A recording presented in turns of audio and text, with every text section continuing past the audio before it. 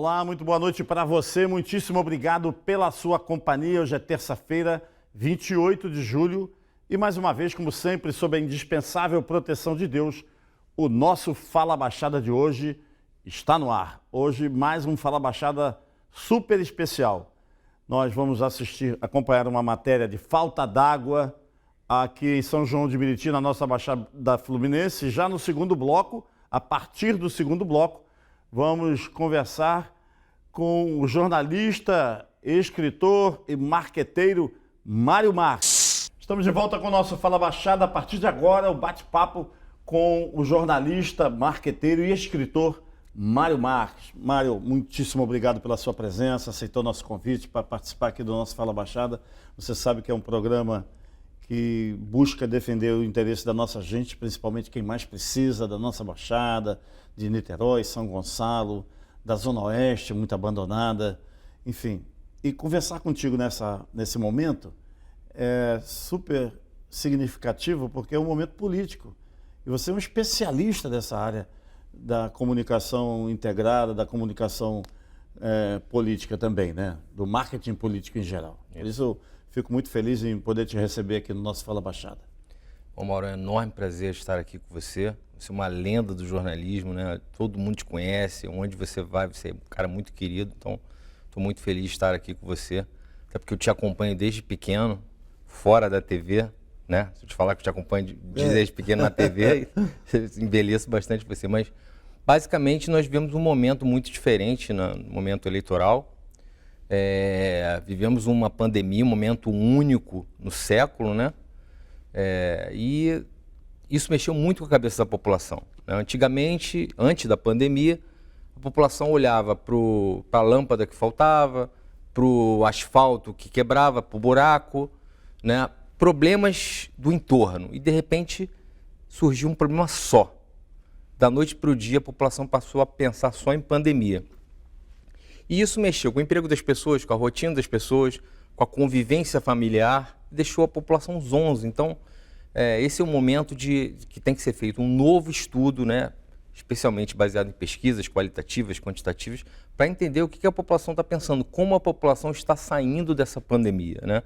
Como era antes e como a população pensa hoje. Empregos foram ceifados, né? Muita gente perdeu emprego, as famílias estão passando necessidade, e existe ainda a possibilidade de uma nova onda da doença, já que houve a liberação, então as pessoas também estão preocupadas com esse novo momento. Então, certamente vai ser uma eleição muito diferente de todas as outras na história do Brasil. Existem vários tipos de pesquisas, né? Pesquisas de mercado, pesquisas de tendências. Agora, no momento político, usam-se mais a quantitativa, né, e a qualitativa. Das duas, qual a que mais a gente consegue mensurar as necessidades do nosso povo? Tá. A qualitativa e a quantitativa, elas caminham juntas, né? A quantitativa, ela estabelece o número, né? São números frios, né, que você coloca uma pesquisa de campo, entrevista pessoas, depende da amostragem que você estabelece para a cidade, e você tem ali números que são ou aprovação do prefeito, rejeição dos candidatos, o número de cada candidato, e você entrega aquele material para o candidato, que é um número frio. Já a qualitativa não, a qualitativa é uma investigação em torno de vários objetivos, entender os problemas da cidade, entender a imagem de cada candidato, entender como a população enxerga o candidato, né? Tentar traçar um perfil que seja interessante para o candidato percorrer naquela eleição, ou seja, a qualitativa define o rumo, define o caminho. É muito difícil hoje você entrar numa campanha majoritária sem ter uma qualitativa na mão. Você vai no escuro. Muitas das vezes o candidato ignora a qualitativa, entra na eleição achando que sabe, não, eu conheço a cidade, conheço a população da minha cidade pensa assim, assim, assado. E aí quando você vai fazer a qualitativa e o cara se enxerga, ele vê que nada daquilo que ele pensava tem a ver com o cenário, com a realidade, né? As pessoas pensam outra coisa dele, as pessoas pensam outra coisa sobre a cidade, as pessoas pensam outra coisa sobre os adversários, ou seja, muitas das vezes o cenário é totalmente distinto do que o cara se enxerga ali. Enfim, já aconteceu algum caso em que o o candidato, depois que recebe a qualitativa e que ele vê o diagnóstico que foi feito, ele se surpreende e às vezes ele fica até revoltado, que ele não acredita naquilo que está vendo? Acontece isso o tempo todo. Já aconteceu do candidato desistir.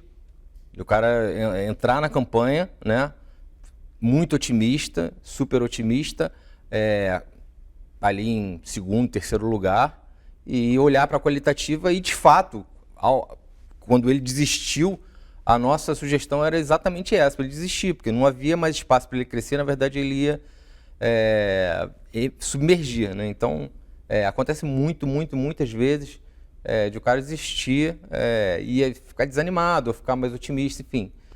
São vários, então vários sentimentos. Fundamental que não, se faça, sem qualitativa, especialmente esquece. a quali, né? Às vezes, Mauro, o candidato me chama para uma reunião, aí fala, então, Mário, eu ouvi falar do seu trabalho, etc. Eu queria saber o que você acha. O que você acha do cenário político? Aí eu falo, prefeito, eu não acho nada, tem que saber o que a população acha. Depois de eu entender o que a população acha, eu vou poder dizer para o senhor o que eu acho. Nesse momento eu não acho absolutamente nada.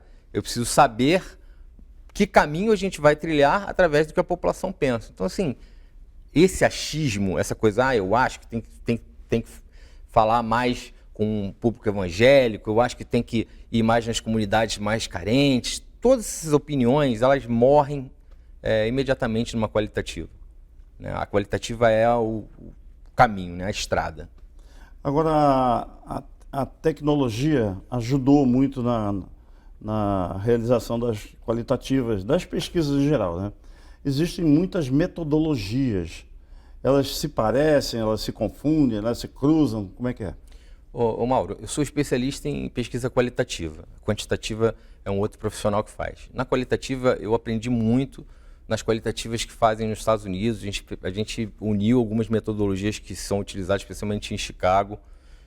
E assim, o que eu acho? Eu acho que dentro da qualitativa, especialmente no Brasil, são poucos institutos que fazem qualitativa direito aqui no Brasil e aqui no estado do Rio, menos ainda. Eu conheço assim, 3 profissionais aqui no estado do Rio de Janeiro. Porque assim, se você fizer a qualitativa errada, aliás, tanto a quantitativa quanto a qualitativa, se você fizer a qualitativa errada, você indica o caminho errado. E aí você joga o dinheiro do candidato todo fora, tudo que ele conseguiu, todas as alianças que ele conseguiu.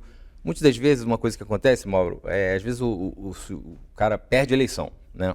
Perdeu a eleição e começa a achar um monte de... perdi porque me vestiram de mãe de santo e tacaram essa foto nas igrejas evangélicas. Eu perdi porque inventaram que eu tinha um caso com uma amante. E, na verdade, ele já tinha perdido. A pesquisa que ele contratou que estava errada. Então, ele acha, ou inventam para ele, você perdeu por causa disso, disso, aquilo. Mas, na verdade, sim, fez pesquisa errada. Comprou a pesquisa por 4, 5 mil reais, que dava ele 20 pontos na frente. E, na verdade, de repente, o cara já tinha virado. E a pesquisa para agradar o candidato. Exatamente. As pesquisas são feitas muito assim. A qualitativa não, porque poucos fazem, mas na quantitativa, tem um monte de instituto que vai empurrando o candidato até a eleição com números totalmente equivocados. Fazem entrevistas com as pessoas em pontos de fluxo, que é errado, praça, ponto de ônibus. Né? O ideal é você fazer na região, entrar nos bairros, fazer a pesquisa de campo nos bairros. Então, assim, tudo que é barato sai caro, né? Nessa época agora de pré-campanha, né? Claro que tem a questão da pandemia, e senão os candidatos já estariam aí na rua, né? Mas a gente que não participa de campanha, mas acompanha, até no jornalismo, né? Nossas equipes na rua, o político às vezes está muito mal visto, né? Tem lugar que a gente vai que as pessoas, quando falam de política, colocam o dedo no nariz. Isso se dá em razão de sucessivos escândalos promovidos pelos nossos políticos. Mas nós elegemos essa gente. Tu acha que o povão também escolhe mal? Existe já esse desgaste da população com a classe política já vem de um tempo, né? E claramente eleição de 2 anos, você vai vendo um leve movimento de renovação. Existe um caminho de renovação. O Jair Bolsonaro, a eleição do Jair Bolsonaro é um sinal de de renovação. A eleição do juiz, do Wilson Witzel, do governador, é um sinal de renovação. Então, existem vários exemplos de renovação, mas, infelizmente, a população não tem acesso à informação correta, né? A própria qualitativa diz isso, quando você entra para conversar com as pessoas, você vê que as pessoas estão totalmente desinformadas. Então, isso dá abertura para os candidatos que têm mais poder financeiro, para poder chegar até aquelas pessoas. Então, eu acho que ainda hoje, até hoje, independentemente de hoje, as campanhas terem menos dinheiro do que um tempo atrás, levam vantagem os candidatos com mais poderio financeiro, os candidatos que estão na máquina, os candidatos que têm mais recursos, eles levam mais vantagem e a população paga por isso. Tem também o candidato político profissional, né? Você olha para o sujeito, ele nunca fez absolutamente outra coisa na vida, né? Ele só fez política na vida. E a população identifica ele como um candidato e vota novamente, novamente. Isso pode ser prejudicial, muitas vezes, cria uma profissão político? Isso existe, né, desde sempre no Brasil, mas o que as pessoas identificam agora é que cada vez mais o político tem uma chance, se ele for mal, a população dá a resposta no mandato seguinte. A gente tem acompanhado muito isso, né? Existe essa relação da boa administração com a resposta do eleitorado. No caso aqui do estado do Rio, pelo jeito, a população já está dando a resposta, né, antes da metade do mandato, né? No caso do governador Wilson Witzel, especialmente nesses escândalos na área da saúde. É uma constatação que a gente percebe nas ruas também, né? Olha, eu não posso falar sobre o governador Wilson Witzel, eu sou suspeito para falar porque eu tive uma relação com ele, gosto muito dele, e eu tenho certeza absoluta que ele não tem absolutamente nada a ver com esses escândalos, que ele não está envolvido. Tive bastante relação muito próxima com ele, né? E eu acho que todos esses escândalos, tudo isso que aconteceu, eu tenho certeza que em algum momento vão aparecer as respostas que a população precisa. Quando você sabe que eu estive no governo... Eu vou esclarecer aqui, o Mário Marques até essa última semana era o secretário de comunicação do governo Witzel. Ele antecipou a saída dele, né? Praticamente você pediu para sair, né? Na verdade não. Não pediu para sair, na verdade, não sairia. Não, assim, eu estava me programando para voltar a fazer as campanhas, Sim. né? E talvez isso acontecesse em agosto, no meio de agosto e tal. Mas, enfim, uma série de mudanças no governo acabaram precipitando minha saída. Acontece assim, quando eu entrei no governo, Maurício, isso é muito importante, o governador foi claro comigo, falou: Mário, se tiver alguma coisa errada na sua área, corrija, eu não tenho compromisso com coisa errada. Palavras dele. E, de fato, eu fui para dentro e tentei corrigir tudo que estava errado, deixei uma auditoria lá para ser estudada e eu espero, né, que quem assumir o meu lugar dê andamento a isso, porque nós, eu e minha equipe maravilhosa, fantástica, muito profissional, a gente baixou o sarrafo dos preços de cotação, de contratação de produtoras, de veículos, prestação de serviços. Os nossos preços ficaram muito mais baixos do que a gestão anterior. Pagavam sobrepreço? Pagaram valores muito mais altos. Eu não posso, né, pagavam valores mais altos. E eu acho que os preços que nós dirigimos, que nós intervimos, que nós, enfim, colocamos a mão ali para baixo, precisam servir de padrão daqui para frente. E é isso que se espera.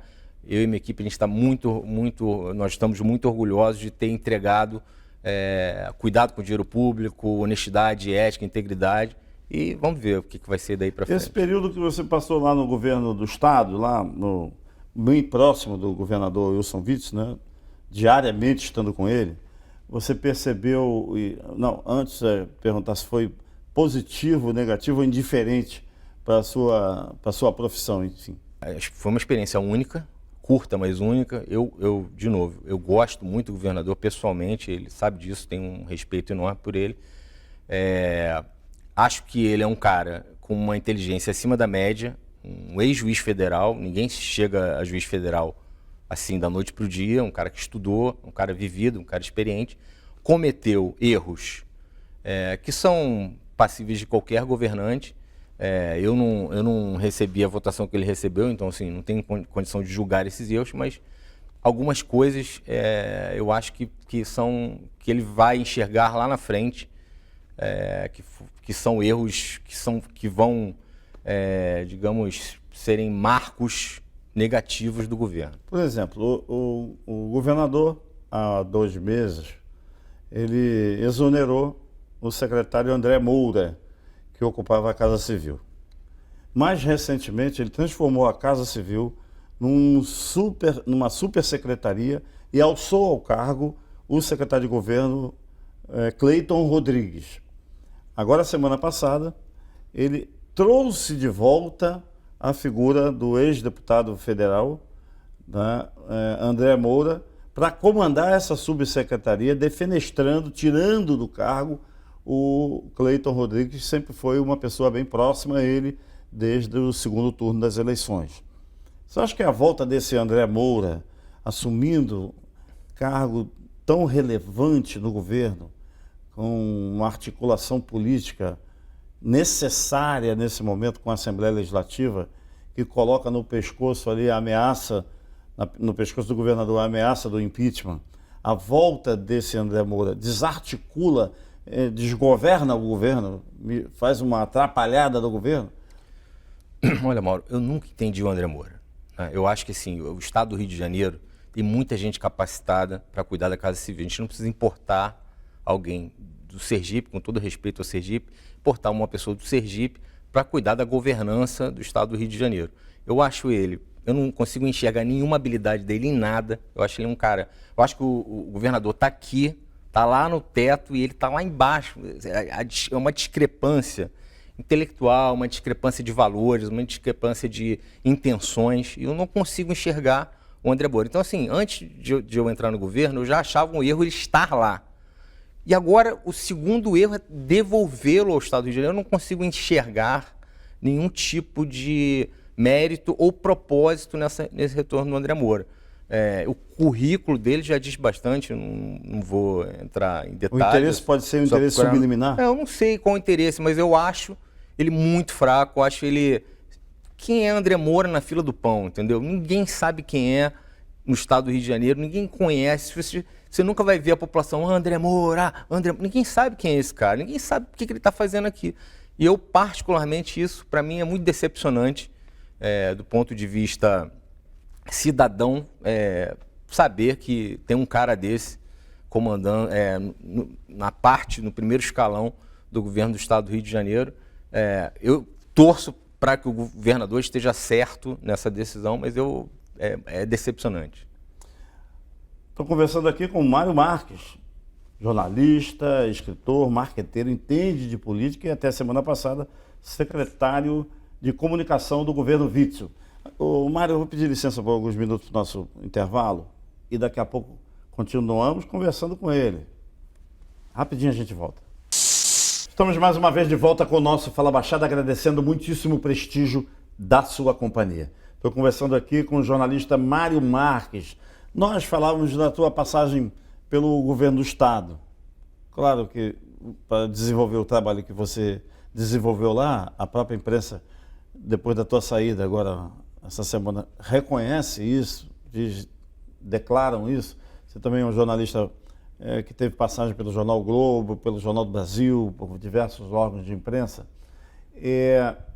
Deixou construído ali, claro, ninguém é forte sozinho, mas eu percebi às vezes que estive lá, que você levou uma grande equipe para formar uma comunicação que trouxesse mais respeito e credibilidade ao governo. Eles estão continuando com esse projeto, já destruíram, porque quando a gente sai de algum lugar, a intenção seria, né, o ideal seria que as pessoas que sucederem a gente sejam iguais ou melhores que nós. Não está acontecendo isso na comunicação do governo? Olha, Mauro, quando eu cheguei lá, a equipe que estava lá, que continua lá, a maior parte, uma equipe muito boa, muito profissional, gostei de trabalhar com todo mundo, seja na área de assessoria de imprensa, seja na área de redes sociais, fotógrafos que eu reencontrei, com os quais eu já trabalhei, gente muito boa. Eu levei, de fato, uma equipe para lá, e minha equipe é tão boa quanto, né? O cara que era diretor da Record, por exemplo, levei para lá, diretor da Globo. A gente já passou por jornal, a gente já passou por agência de rede social, a gente trabalhou em inúmeras campanhas comigo, levei só os melhores com os quais eu já trabalhei. E as pessoas vão ser todas exoneradas, já estão sendo exoneradas, né? E, enfim, a pessoa que vai me substituir deve colocar, dizem, eu nunca participei de governo, então assim, dizem que isso é absolutamente natural, né? Por ser de confiança. Por enquanto, colocaram uma substituta lá no meu lugar, uma senhora que é meio acéfala, assim. Então, é correto dizer que o governo, nesse momento, está incomunicável? Colocaram uma moça que é meio sem noção, assim, que não tem estatura para ser, mas eu tenho certeza que o governador vai achar um cara bom para tocar e com a equipe que tem lá vai fazer o melhor possível e vai continuar, né? Não tenho a menor dúvida disso. Eu acho que a comunicação de lá era boa e continuará boa. Vamos voltar a falar aqui da sua especialidade de marketing. Não só do marketing político, mas em geral, né? O marqueteiro é o cara que orienta, né, as pessoas para o rumo mais correto. Isso vem de onde? Com base em quê? Como é que você faz uma observação prévia da pesquisa? No caso de pesquisa política, por exemplo, da observação política. Então, Mauro, eu de fato vim do jornalismo, né? Fiquei bastante tempo no Globo, Jornal do Brasil, tive revista de música. A minha formação é na área de cultura, na área de música. Eu fui crítico de música do Segundo Caderno bastante tempo, tive revista de música. Essa migração para o marketing aconteceu ao acaso. Comecei a trabalhar em outra, fui chamado para ser diretor de conteúdo de uma agência, depois fui para ser diretor de conteúdo de outra agência. Nessa movimentação de, digamos assim, a transformação do jornalismo em conteúdo. Antigamente não se falava essa palavra conteúdo, né? Esse termo conteúdo apareceu junto com o advento das redes sociais. Então, entrei na agência no advento do Twitter, né? Depois do Facebook, depois do Instagram, fui moldando nas estratégias de rede social, abri a minha agência, a LabPop. Primeiramente, era uma agência especializada em rede social, de marketing digital. Ela foi se ampliando as suas atuações, depois a gente começou a fazer assessoria de imprensa, produção de filme, rádio, aí entramos no segmento de pesquisa, enfim, virou uma agência completa em marketing político. E a experiência, né, você vai adquirindo experiência, o jornalismo nesse ponto foi muito importante para mim, né, de você ter experiência do texto, você ter experiência da imagem. Foi muito importante nessa migração do jornalismo para o marketing e fui tocando. A nossa agência colocou a Regina Casé nas redes sociais, nós que empurramos ela para as redes sociais na época do Esquenta, atendemos ao ECAD durante muito tempo, gerenciamos crise para o ECAD, várias bandas, vários políticos, várias empresas, bancos, todo segmento de empresa que você possa imaginar. A LabPop vai fazer 10 anos agora em dezembro. A LabPop já atendeu. Então, assim, estou super feliz com, né? O que me traz felicidade, Mauro, é de sair do governo e voltar já na fervura. Eu voltei embalado, cheio de trabalho. Não teve nem um dia de descanso? Não tive nenhum. Já, no dia seguinte já tinha uma quali para fazer. Muito bom. Tenho 5, 6 qualis aí para fazer nas próximas 2 semanas, que eu não teria tempo de fazer, porque eu estava usando só o fim de semana para fazer. Então, qualis que vão virar, obviamente, campanhas eleitorais. Na parte do marketing e da sua especialidade, tem uma figura que pouca gente conhece, que é o gerenciador de crise. Mas ele pode atuar na parte política, mas também em empresas. Muitas empresas se socorrem. Sim. E como é que consiste o gerenciador de crise? Tem uma confusão numa empresa? Que tipo de crise? Olha, a gente gerenciou tudo que é tipo de crise você possa imaginar. De políticos, de todos que você conhece, a LabPop pelo menos já passou ali para fazer alguma coisa. Mas assim, tem alguns casos, vou tentar falar rapidamente, exemplo. Uma vez a gente foi contratado pela Lanza, que é a concessionária da linha amarela, porque teve um incêndio dentro do túnel e as pessoas paradas começaram a twittar e a Lanza queria saber que tipo de resposta daria para a assessoria de imprensa, né? Enfim, jornais procurando a Lanza para falar por quê. Parou tudo, parou a cidade por causa daquele incêndio na linha amarela. E aí, quando a gente foi fazer o relatório de monitoramento para entender o que as pessoas estavam dizendo, a agência parou inteira para fazer esse relatório, durou mais ou menos 5, 6 horas, a gente entendeu que as pessoas não estavam reclamando da Lanza ou da linha amarela. As pessoas estavam dizendo que toda vez que acontece alguma coisa é um caos no trânsito, a cidade é muito mal administrada, o trânsito é caótico. Então, jogou toda a responsabilidade para o prefeito, que na época era o Eduardo Paes. Então, nós montamos toda a nossa resposta jogando a responsabilidade para o Eduardo Paes. Então, a Lanza ia se defender, possivelmente, e, de repente, com o nosso relatório de monitoramento e gerenciamento de crise, a gente mostrou para a empresa que a resposta deveria ser no outro sentido, e o Eduardo Paes, enfim, teve que acabar respondendo também. Olha, que coisa interessante. É bom saber disso, né? O relatório, o monitoramento de imagem, hoje é tão importante quanto uma qualitativa, quanto uma quantitativa, é muito importante. Agora, Mário, nessa questão da política, por exemplo, aqui na Baixada Fluminense está dando a impressão que muitos prefeitos, muitos pré-candidatos, já com mandato, poderão ser surpreendidos com o resultado das eleições. Você está acompanhando essa movimentação? Sim, sem dúvida. O que acontece, Mauro? Eu acho que a pandemia, de certa forma, ajudou os prefeitos, alguns prefeitos, né, que administraram bem a crise, que souberam conduzir a saúde nesse momento, levantaram os prefeitos. Muitos prefeitos que estavam mortos acabaram por serem ressuscitados por conta da pandemia. Eu cito o Crivella, né, que antes da pandemia seria 5º, 6º lugar, e hoje, até por conta também da entrada dos bolsonaristas no PRB, no Republicanos, ganhou a eleição do Crivella, ganhou um novo rumo por conta do gerenciamento da pandemia. Então, acho que alguns prefeitos foram salvos pelo gerenciamento da pandemia. E os prefeitos que já tinham uma administração reprovável e foram mal durante a crise da pandemia, esses aí não vão chegar nem no segundo turno, caso haja, né, na cidade, não chegarão no segundo turno. A gente está falando da Baixada Fluminense, mas serve para vários outros municípios. Sim, na região de Campos, Macaé, Itaperuna, tem situações semelhantes, né, onde o descontrole com relação ao combate ao coronavírus, fica nítido que a população, por exemplo, o prefeito baixa um decreto, estabelece normas, coloca a defesa civil, a vigilância sanitária nas ruas, dá entrevistas, diz que tem que fechar, e a população, os empresários, o comerciante e a própria população não vê naquele gestor, naquele prefeito, credibilidade para que a população acompanhe. Ele sai andando, olha para trás e não vê ninguém. Acontece isso? Sim. Mauro, é impressionante. Assim, o estado do Rio de Janeiro é um estado muito grande. Eu rodo o estado do Rio de Janeiro inteiro. Se você for ao sul fluminense, você encontra uma realidade completamente distinta daqui da cidade do Rio de Janeiro, da Baixada Fluminense.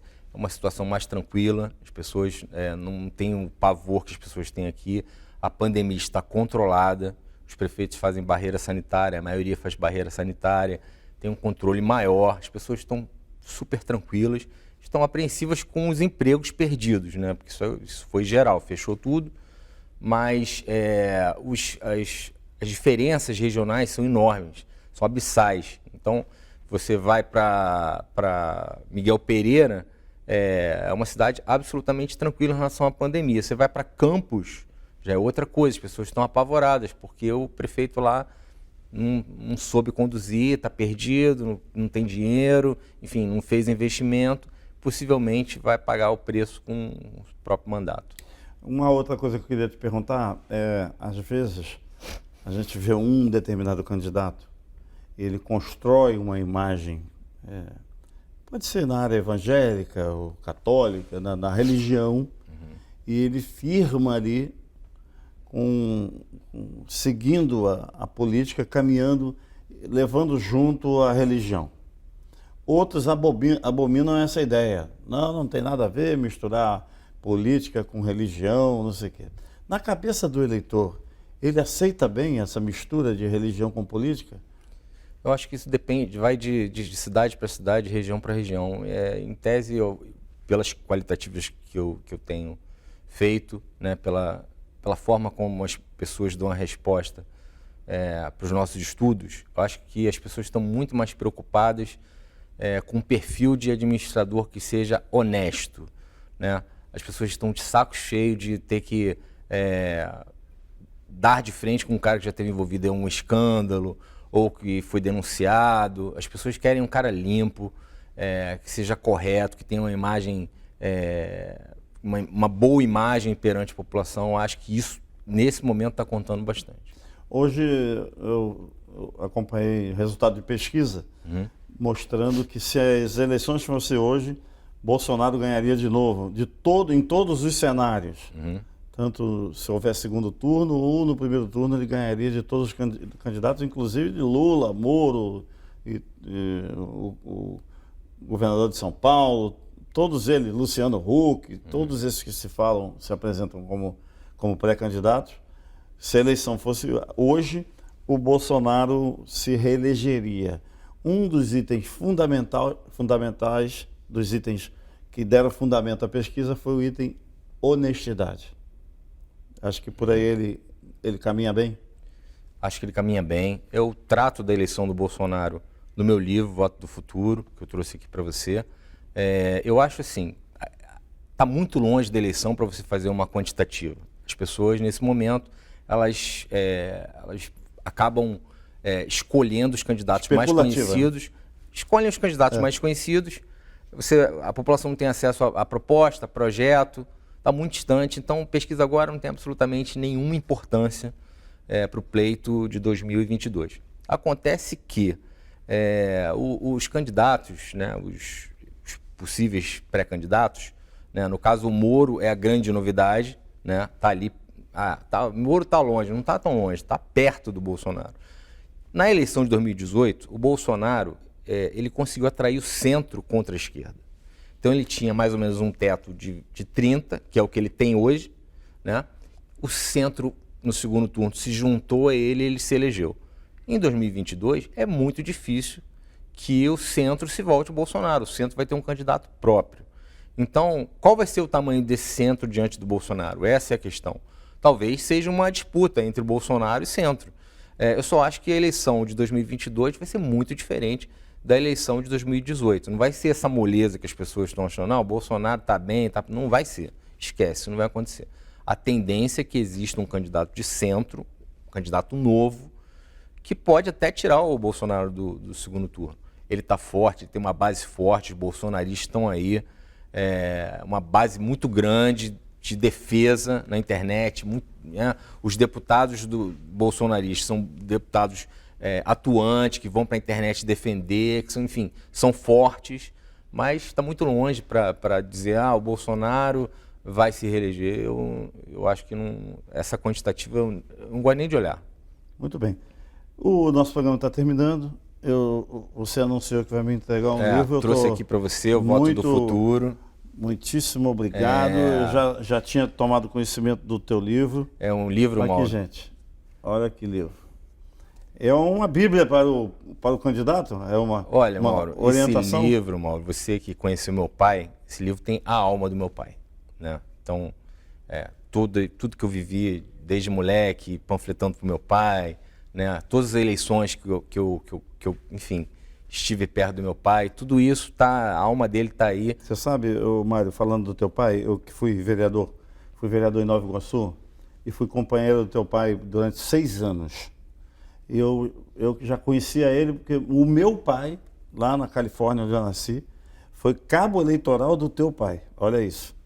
Então eu já, desde pequena, aprendi a respeitar o Mário Marques, teu pai.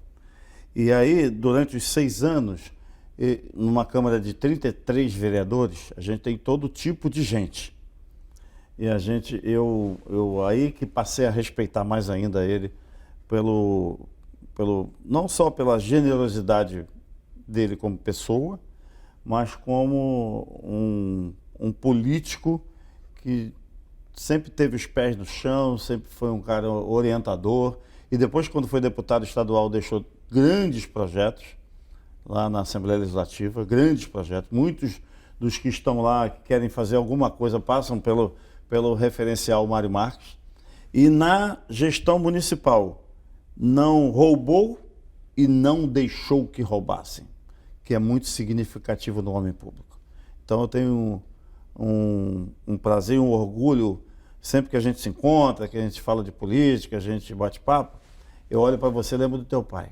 E é muito interessante que isso ocorra, é muito significativo que isso possa ocorrer quando a gente tem compromisso, né? Eu tenho uma saudade enorme dele, assim, um cara que tinha a palavra certa, Isso. né? E depois que ele se foi, eu encontro pessoas que conheceram ele e vejo como ele era querido, amado, como as pessoas respeitam, né? Se eu conseguir ter esse respeito das pessoas na minha partida, eu vou ficar super feliz também. Boa, Mário. Mário Marques, muito obrigado pela sua presença aqui. Nossas câmeras inteiramente à sua disposição. Obrigado a oportunidade, Mauro. Estou muito feliz de te reencontrar. Respeito muito você, seu trabalho. Você é um gênio da comunicação, do jornalismo. Eu acho a marca Fala Baixada uma marca gigante. Eu tenho certeza absoluta que você vai trilhar ter muito sucesso ainda com esse programa. Obrigado, Mário. O Fala Baixada é assim, compromisso com a verdade, compromisso com você. Muitíssimo obrigado pelo prestígio da sua companhia, um grande abraço e até amanhã.